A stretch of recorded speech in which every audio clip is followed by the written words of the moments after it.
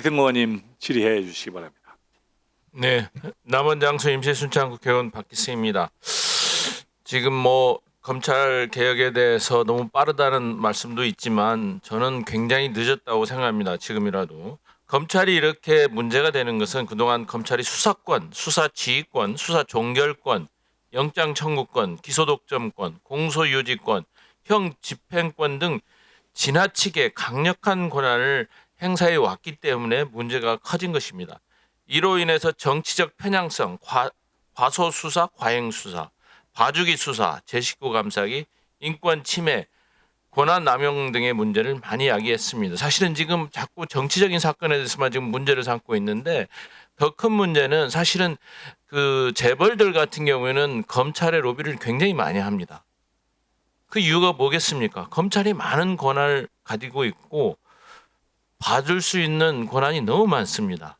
그러한 부분들을 지금 지적을 안 하고 자꾸 정치적인 사건들 몇 퍼센트 안 된다고 그러시는데 보이지 않는 그런 권한 집중 때문에 사건이 왜곡되고 있다는 점도 많이 말씀드리고 싶고, 실제로 저도 재판을 해보면은 10개의 범죄 사실 중에 가장 가벼운 한두 개만 기소하고 8개 정도를 빼버리는 그런 일들을 많이 봤습니다.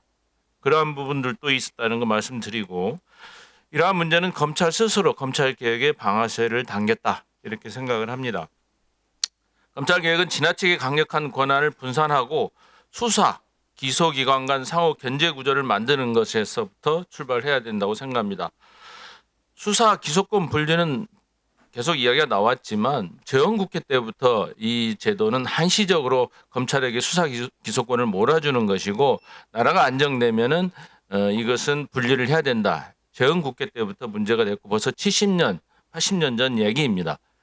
이승만 정권이 일제 친일 경찰을 국가 인력으로 많이 흡수하는 바람에 경찰을 통제하기 힘들기 때문에 한시적으로 검찰에게 많은 권한을 몰아준 것입니다.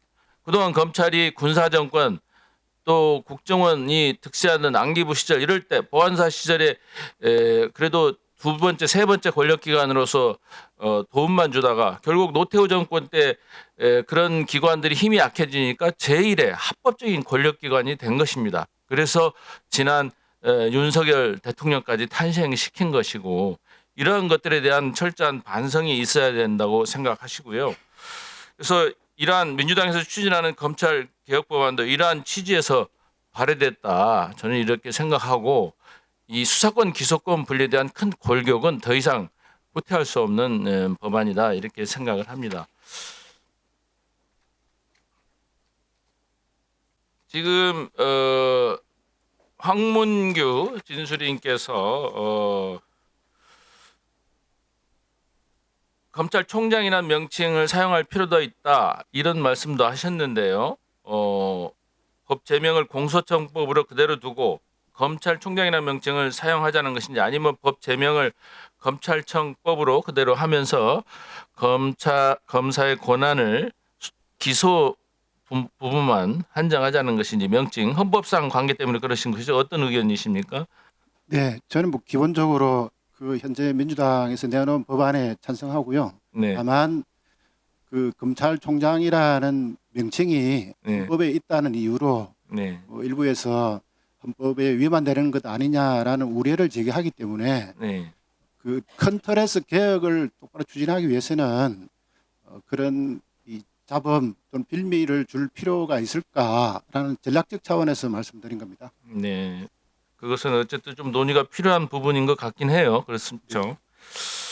네. 그리고 우리 김종민 진술인께 좀 묻겠습니다. 사실은 이제 검찰이 이 수사를 잘한 부분도 있죠. 저희가 그걸 부인하는 건 아닌데요.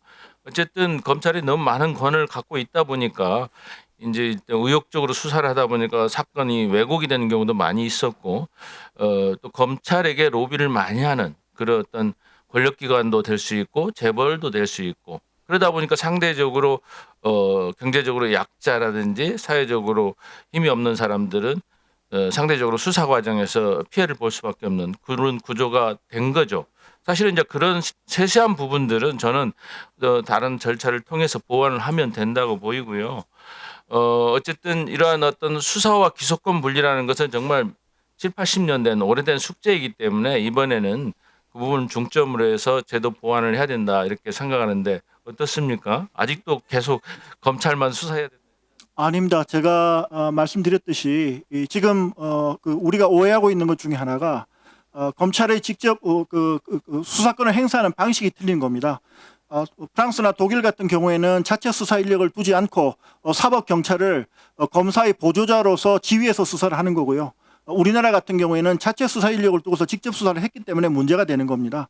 그래서 제가 주장하는 바는 검사는 수사 지휘권을 갖고 그래서 사법 경찰을 통제하고 그다음에 경찰은 직접 수사를 하되 검사의 지휘를 받아서 하라 이런 뜻입니다. 그리고 또 하나 오해가 지금 검찰이라는 기관이 경찰이라는 기관을 갖다 지휘하는 게 아닙니다. 사법 경찰을 지휘하는 겁니다. 사법 경찰은 전체 경찰의 20% 정도 안 되는 걸로 제가 알고 있거든요. 그래서 일반 사법 경찰로서 경찰이 있는 거고 특별 사법 경찰이 있는 겁니다. 그런데 프랑스도 독일도 다 선진국이고 다 우수한 경찰을 갖고 있는데 거기는 왜 검사의 수사 지휘를 받아들이겠습니까? 그게 바로 견제와 균형의 원리, 수사 절차에서 든 민주적인 원리이기 때문에 그렇습니다. 그것을 그런 식으로 민주당 법안처럼 왜곡하는 것은 저는 바람직하지 않다고 봅니다.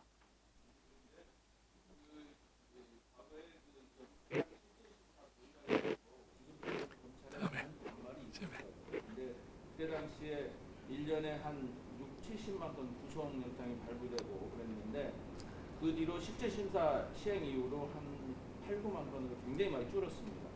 통계가 조금 차고 오차는 있을 수 있지만 그렇다고 해서 우리나라가 굉장히 정리해 주시기 바랍니다. 늘어나거나 혼란스러워진 건 아닙니다. 이상 정도 말씀드리겠습니다.